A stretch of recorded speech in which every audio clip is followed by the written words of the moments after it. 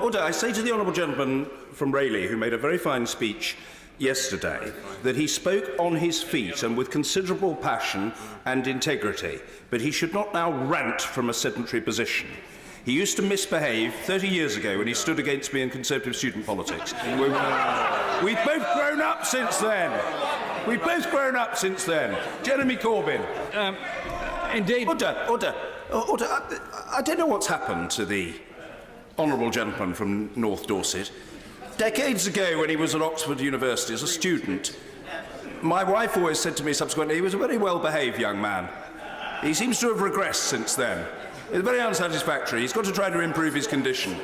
And we can't have people constantly ranting from a sedentary position. And the Leader of the Opposition will be heard. Let's be clear about that. And so will every other speaker. Jeremy Corbyn. The basis on which the War Powers Act should be based. Mr. Shelbrooke, be quiet. I know you feel strongly, and I respect that. I'm not having you shouting out. You either undertake now to be quiet, or I strongly advise you to leave the chamber for the rest of the debate. Stop it. You are well-intentioned and principled, but you are overexcitable, and you need to contain yourself. If it requires you to take some medicament, then so be it. Jeremy Corbyn. Ed?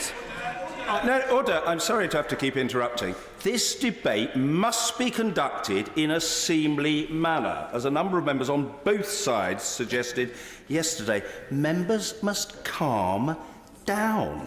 It's as simple and incontestable as that. Jeremy Corbyn. I hope it's a point of order and not a point of frustration. Spit it out, man. I hope it's a point of order. Could you please advise that if a statute law is passed by this place, it then becomes judicially reviewable by the courts, which was the point made by... No, that's not a point of order. If the honourable gentleman doesn't trust his own exegesis of the law, that's his problem, not mine. But it isn't a matter for the chair. He's made his own point in his own way, but he's done it in a disorderly fashion and he shouldn't repeat the offence. Jeremy Corbyn. I say to member... Order! Resume your seat, Mr. Harper. You don't stand when I'm standing, and that's the end of it. You have sought to intervene. The attempt to intervene has not been accepted. You will now remain seated. The Leader of the Opposition has made it clear that he is bringing his speech to a conclusion. That's his prerogative, and he will do so without being subjected to a concerted effort by people to stop that conclusion. You're a former government chief whip. You do know better than that, and you can do better than that, and you'd better try. And I wouldn't argue the toss with the chair if I were you.